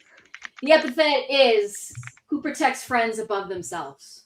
Right on, +2. So roll. So do I just do 1d20 or 2d20s? 2d6. 2d6, got it. Okay. And you'll add 2 because of the epithet you picked. I got 2 and 5 and a 2. So 7 plus 2 is 9. Great. All right. That's also a glowing success. You inflict a wound and take wounds as directed. But you can pick to spring back with honed reflexes, taking 1 less wound, or to take something from the enemy, or to create an opening. Although I can tell you this guard will not take more than 1 wound to kill. Oh, well, no, I guess we just kill him. Just Okay, but are you avoiding taking a wound yourself because they are also in this process stabbing you? Or Yeah. trying to stab you? yeah, we're Yeah? too cool for that. We're too cool for a blow right now. Yeah, okay. All right. Not bleeding All right. today. We'll Pain see don't about hurt. Yet. Okay, great. So both guards are dead, and you're free to go down to the 3rd floor, where Sorry, briefly, Newspapers- there's a little yes. bit of a robe and uniform removal occurring as well. Yes. yes, leveraging the worthies. absolutely. Got to use all the parts. This happens often enough that there should be It's a like best there's 2 of team us in about does the costume. uniform fit. Like, yeah. I rejoined the party after the guards have been knocked out, like one strap off my shoulder with smoking a cigarette. What I miss, guys. Yeah, Hey, Cersei guys. gets the guard cloak thrown over her shoulder and the hefty I don't know, the weird locker room, like Yeah. Hearty congratulations on the shoulder. Yeah. yeah. Yep. This night going crazy. Sure is. Polly's really happy you're back. You've been gone so long. Oh my god, you're back. Anyway, sorry. Aw, good girl. Oh. Okay, so downstairs there are 4 doors. One of them is large and ornate. One of them is open actually to a narrow room that has the guards' bunks in it. And there are 2 other unmarked doors that are regular width. Which one lies and which one tells the Yeah, truth? Lady and the Tiger. What's going on here? What do you do? Are there any markings that our more arcanely inclined friends could decipher, perhaps? That one. Oh yeah. Okay, so there's a move for this, which is explore. Mhm. Does someone want to do it? Sure, I can be the sorcerer here. Excellent. There's like a snide remark to Cersei like about how she can't read, but yeah. But I Which should not episode have you said looking? that. I should I not don't have need to said read. that. I just need to screw the guy that can read. It's just you roll 2 dice and you pick an epithet. Sorry, I was basically- rolling with I think knowing how to read this stuff is like keeping my secrets guarded close, which is +0, and I rolled a 2 and a 1, so that's a fail. Oh, hey, yay! Oh, All right, failure. great. So Had good all Marcus, that reading, did you? That's how I was. I spoke too Wow. soon. Wow. All right, cool, great. All right, so explore. We'll ask one of these questions from this list on the basic moves tab. Where's the best way to go from here? That's probably the one you want, actually, of all these. Oh, I still get to pick one, but I get lost, trapped, or lose something crucial. Prepare for the worst.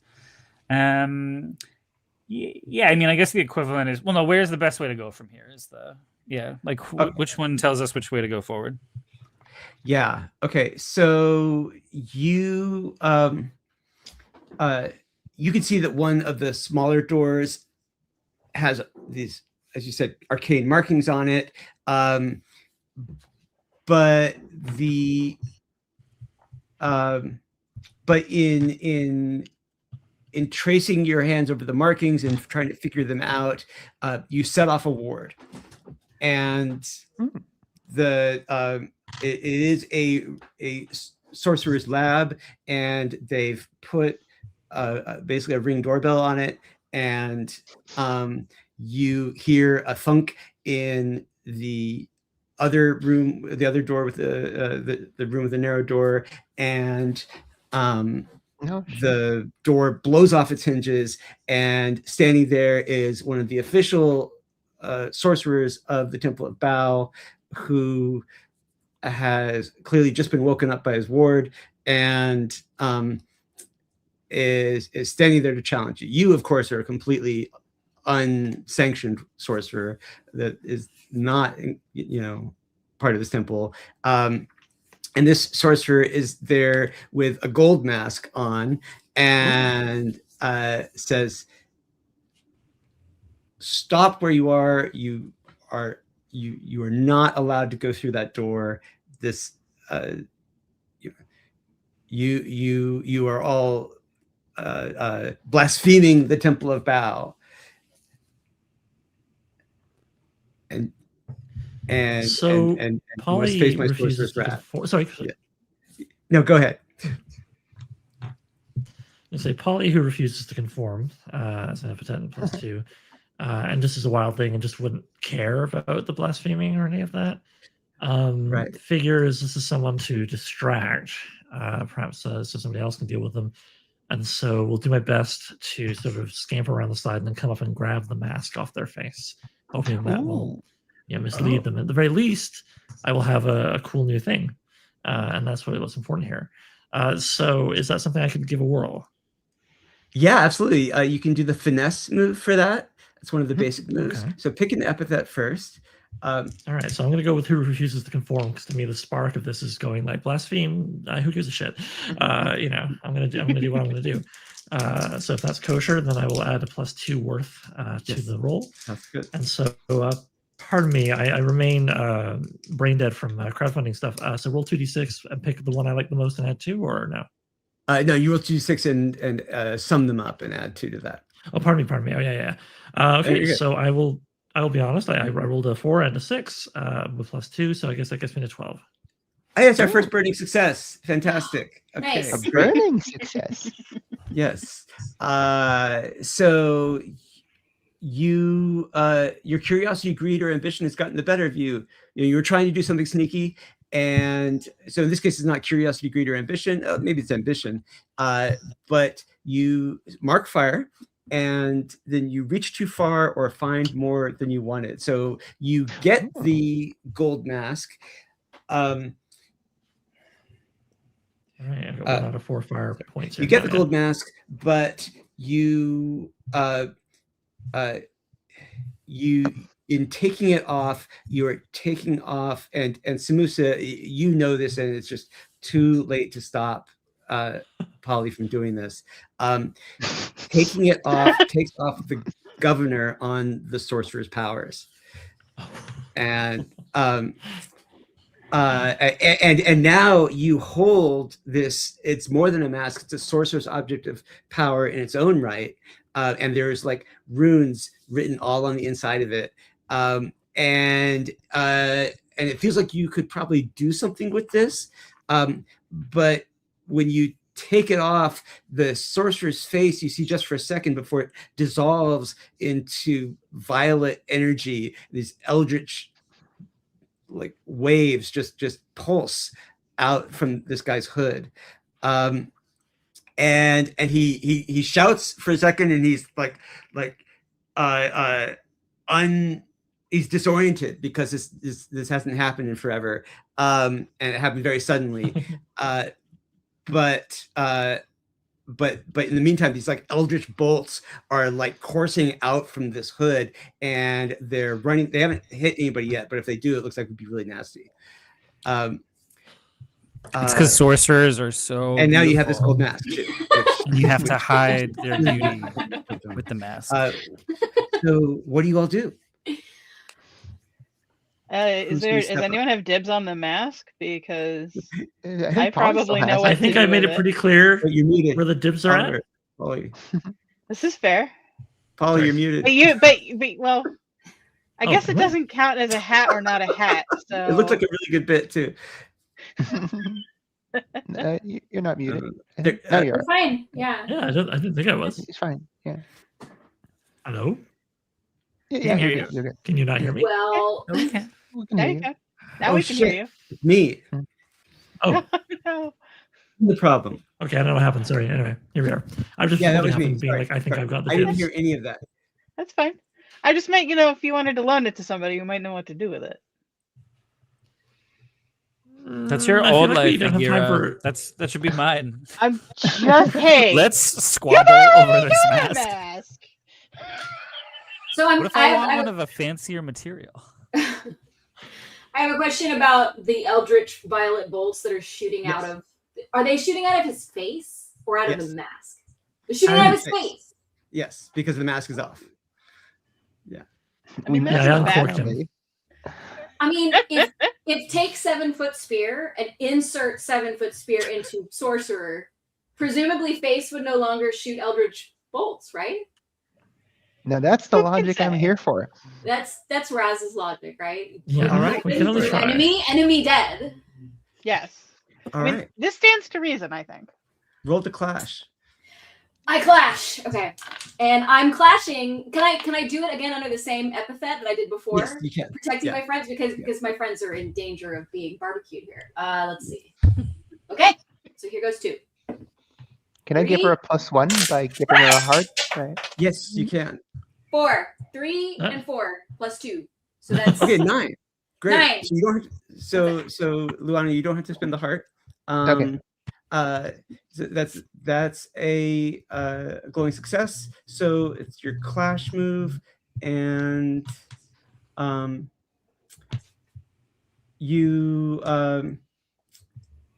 yeah, it's the same as before. So you are able to inflict a wound on the sorcerer. It does not kill the sorcerer right out, but and the eldritch blast. So it definitely wounds the sorcerer, and then like more purple bolts are coming out of the wound, and and one of them hits you, and you need to mark a wound, and that means that you wound the epithet you just used. Okay. It goes from being worth what was it, +2 2. to being worth -1. No. Not one less than it was, but a flat value of -1. Okay. So flat value -1. Yeah, but just so long as it's wounded, which in a longer game you could recover from. Okay.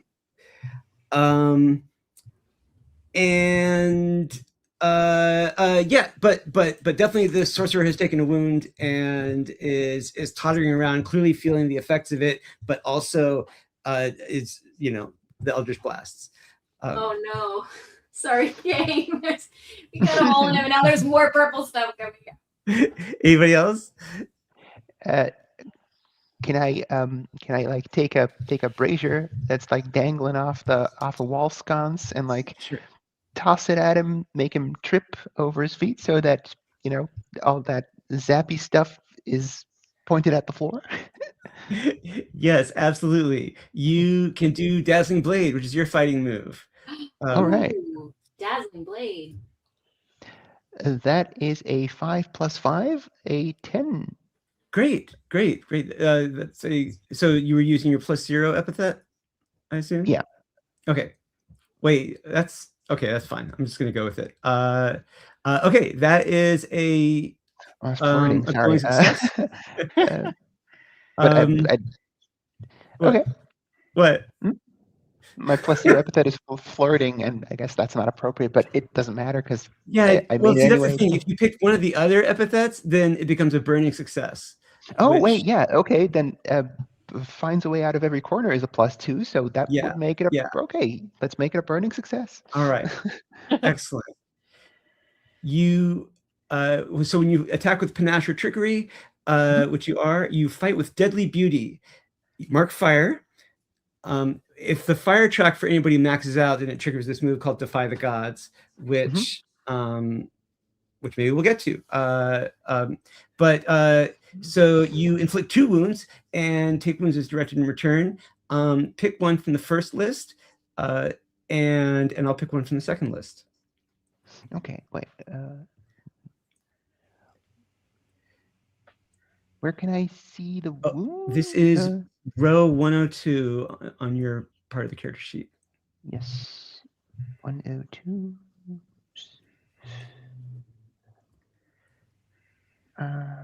Take wounds as directed.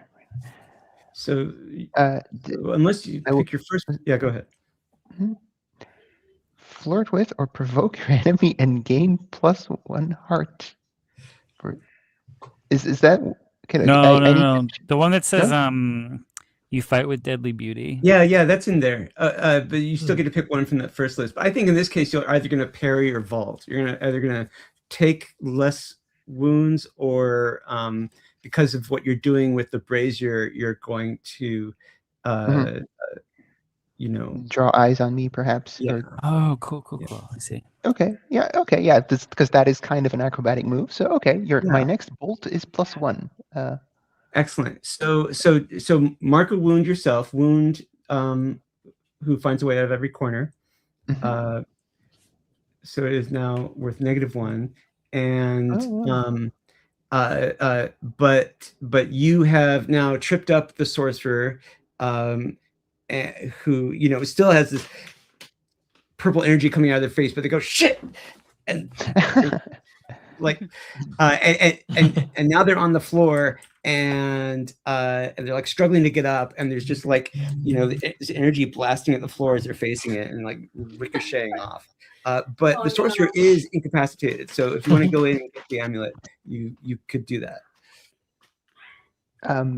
I guess I have a bolt +1. Does that imply that I can bolt in and take the amulet? Or? Absolutely, you can, and actually that I'll just narrate, like you're able to open the door. I don't have to roll. Yes. And the amulet is there. It's all pinned down.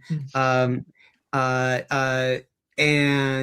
you can hear the sorcerer from getting up from the floor going, "No!" Batman. Okay, so I bounced back into the room. Yeah. So I had the +1 bolt, right? So okay, so you've grabbed it. You've picked it up. Yeah. Okay. There's a red flame comes out of the amulet, and it sings at your touch, and it says, "Yes, with you we can be immortal." It speaks to me, like, specifically? Everyone else can hear it too, but it's talking to you. Hey. I'm pissed because before it only spoke to me. Take me to the heavens, and I will make you a god. I would not listen to that. Can you make me money, baby? No, wear me. No, I just put it in my vest and go, come on, babes, let's get out of here. Let's go. Let's fence this motherfucker. Yeah, Paul, you still have this gold mask. Would the ruby fit in the eye hole of the mask? Can we make something cool out of it? Yeah. How big's the ruby exactly? Sorry, maybe you said that. Ooh. I'm Take gonna it say back it'll out of fit in my the eye vest. hole. You know, it'll crimp the eye hole a bit, but it'll fit in there. Okay, so I go over to Shurzy. I'm like, hey, can I just see that for a sec? Because I just want to make something cool. Sure, little buddy. Thank you. Quick, I grab it and just like you can't do it with this thing, but I'm saying like jam it in, really like not caring if I'm bending the gold a little bit. It's a soft metal, Right.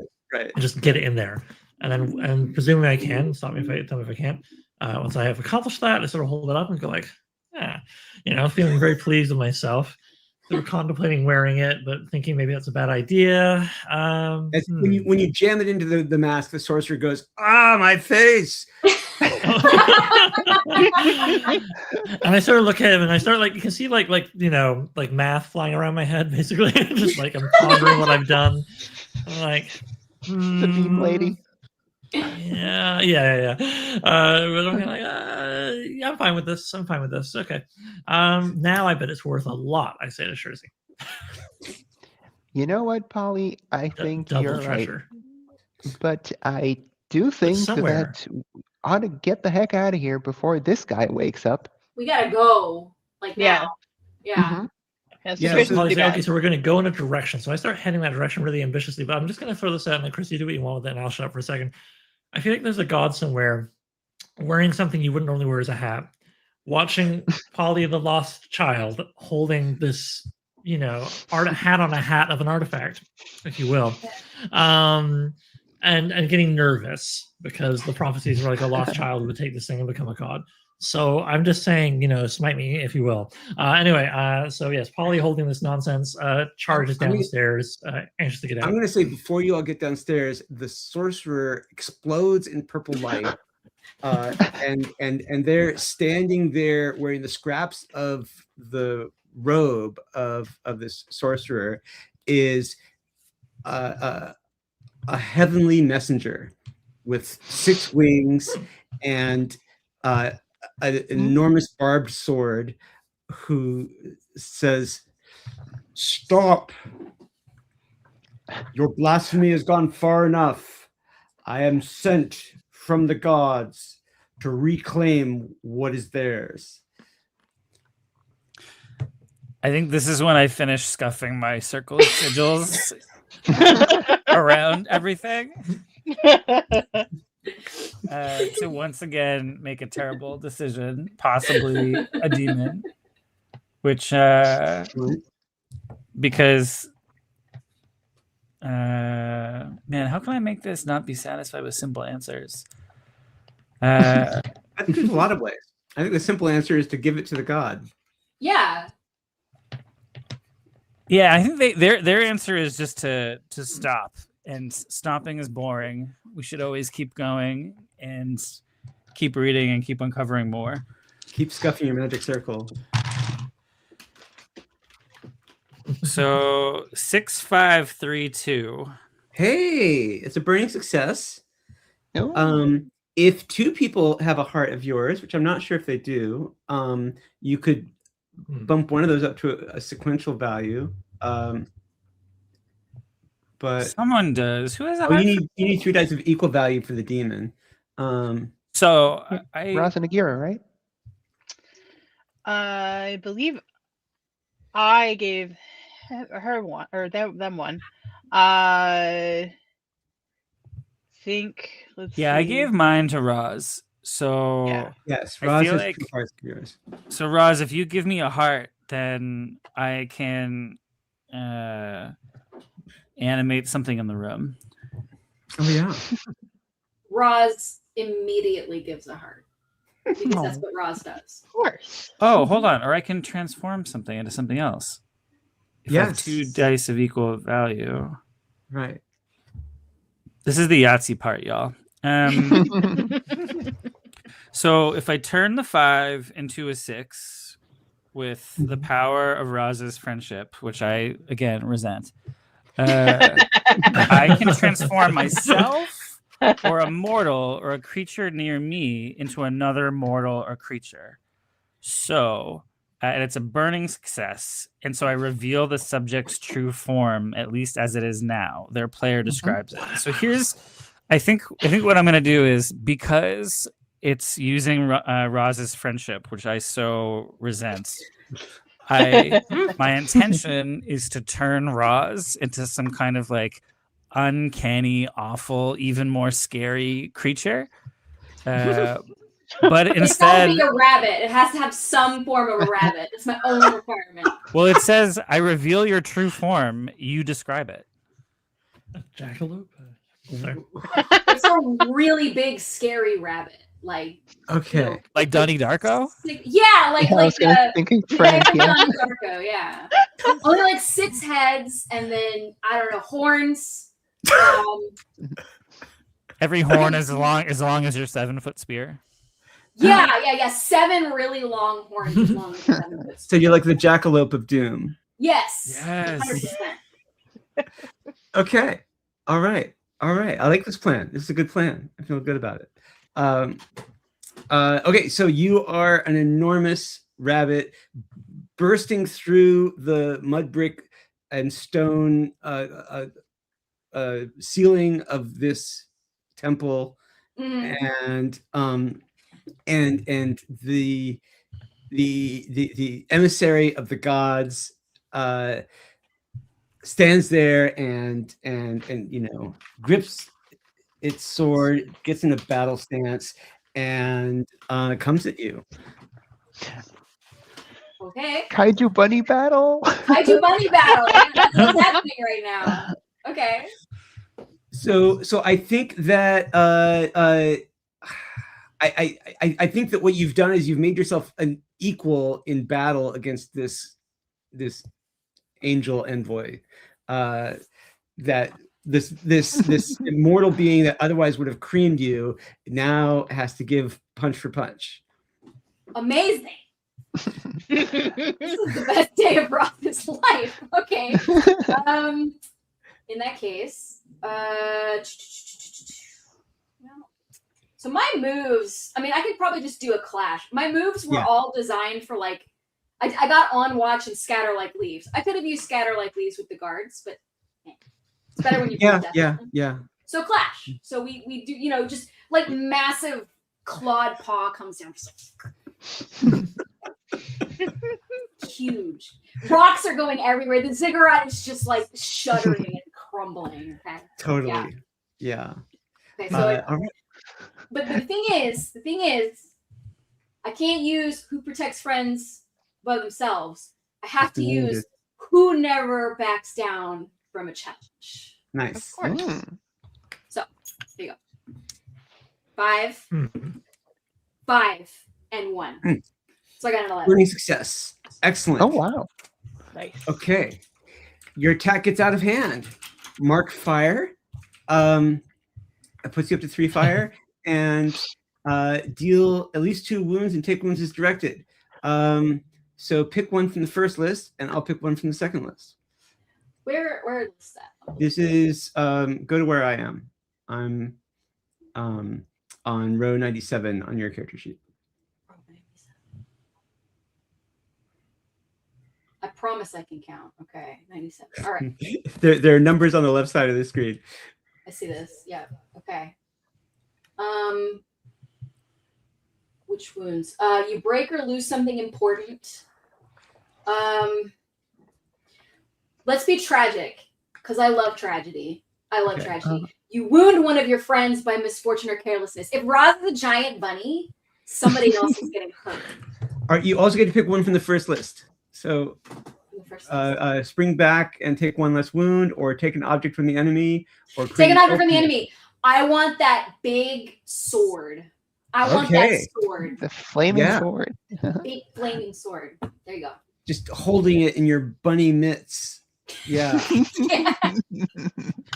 Yeah. You're able to clobber the the angel with your bunny claw, and the angel takes 2 wounds and stabs you with the sword, which is how you get the sword. So you got to mark another wound. Ideally, who never backs down from a challenge. Yeah, and but then the angel has stumbled off to the side with your big paw slash, so it loses their grip on the sword. Now you have the sword. You just have to pull it out of yourself. Which is metal. Yeah. Yeah, Shersey goes, woo! Extremely Just got to badass. do that. Yeah. Yeah.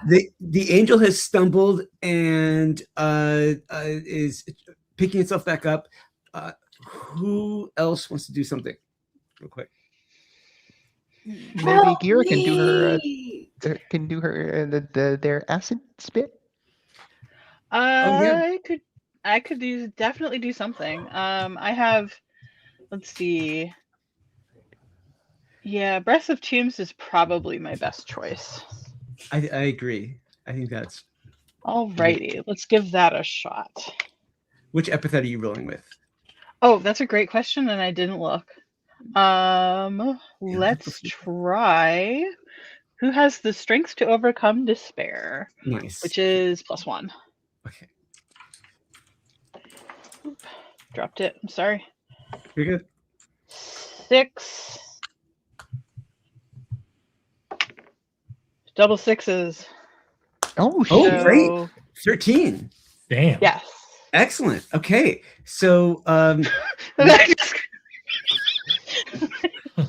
on, I gotta scroll down.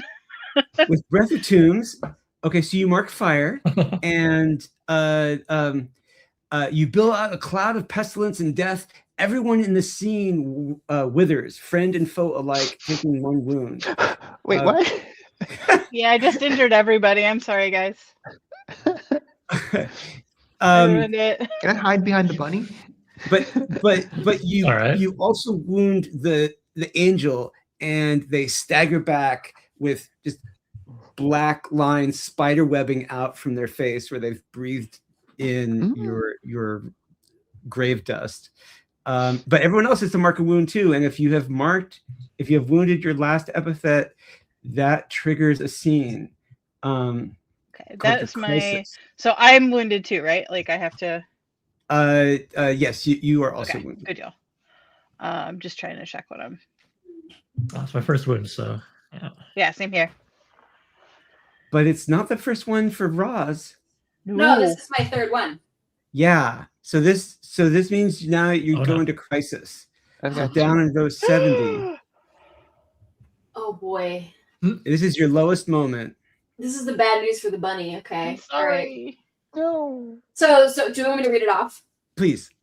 At the worst possible moment, your strength fails you. Your incompetence cannot protect your friends or even yourself. In this moment, you are just one of the weak at the mercy of the strong. Describe how you buckle and submit. The GM will say what further scar or irreversible loss you fail to prevent. Yeah. Okay. GM. So change, and we don't really have time. This is normally you would change one of your epithets to describe how ineffective you are. Like who simplifies things with violence might become who oversimplifies things and misses the point. But you get to increase that epithet by 1 and clear all your wounds. But in this moment, you there's a terrible loss that you failed to prevent, and since this is the end of our time, which one of your friends dies as a result of What? Holy shit. I mean, it's not going to be Polly, is it? Never. Oh yeah, you get to pick who dies. You get to pick who you can't say, who you choose Okay. not to save. You say that. However, we have a full party here. So party. Who wants to die? Listen, let me I offer. already Up, did that.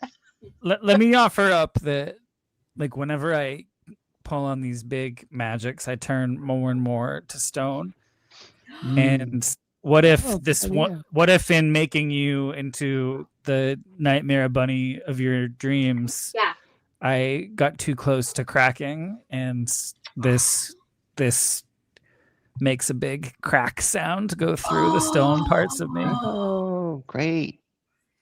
Yeah, like the whole temple is cracking, like the floor is cracking apart, Yeah. and then Samusa is also cracking. And it's like a big part of my face is stone, and now it's my whole side of my body, and the crack kind of, and then this part of my head just falls to the ground and shatters. And And then as my you're- mask follows too, because there's no face to hold it up. And as you're boy. shattering, you just say something completely blithe and resentful to Roz as you go down. I think I say, "You're always going down that damn hole." They're not wrong. There you go. That's it. That's the one. That's who Roz takes out. Oh, rest in peace, Fair wizard. And then the temple is falling apart around your ears, and the angel also cracks, and you all are able to run out with the gold mask and the amulet. Oh yeah, That's it. Rest in peace, Samusa. Samusa. Oh, the lamentation of Samusa.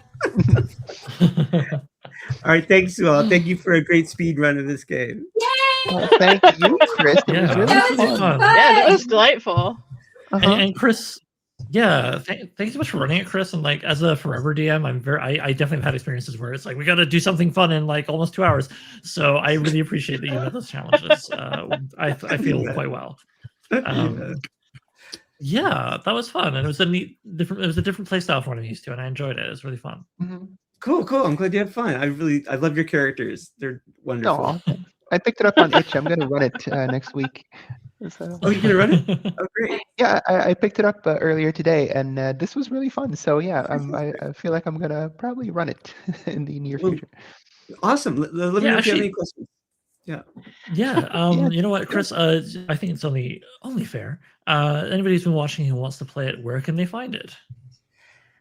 My website is hecticelectron.com, and there's a big link for it right on the front page. It is in pre-orders right now on BackerKit, and again the link will take you there. And it will be coming to distribution in May, nice. where you can get it from your friendly local game store. Fantastic. Wonderful. Right. Well, huge thanks to everybody. Thank you, Chris, for running, of course, as I was saying. And oh, hey, what's this? Oh, you got a book there. And thank you, Luana, for staying up super late on a work night. Much appreciated. I took the day off. Oh, there you go. But even so, and I'm a big sleep baby, so I always appreciate it when people stay up late to do something I'm running. And obviously, Dave, Jay, and JK, I'm grateful to all of you as well, but slightly less than Chris and Luana. Let's establish a hierarchy. It's very important. What? Anyway. And Dave, thank you for taking the dramatic death. Always appreciated it. It was really well done, Dave. Yeah, I think that all came. Narratively very satisfying. Yes. I think that all came together really well. Okay, I mean, in theory, we could just keep jabbering forever. Anyone who's ever here, who's ever had a conversation with me, knows that will happen unless I'm going to do all free. So, Chris, thank you very much. Disconnect at your leisure. Luana, you too. All of you guys, if you want to, just hop off the call as soon as you feel like it. Because I'm just going to do a quick review of what's happened while we were doing the thing. This is kind of wacky. We in the 2 hours of the game, we have gone 22 new backers and raised just under $1,500 more dollars. This is wild. We're at about 80% funded. That's wonderful. So you guys played you guys played a 5% game, we'll call it, because we went from 75 to 80% over the course of that game. Wow. And I'm feeling amazing because I'm a guy who keeps a lot of numbers, and I won't go on about it because I know they're mostly fascinating to me.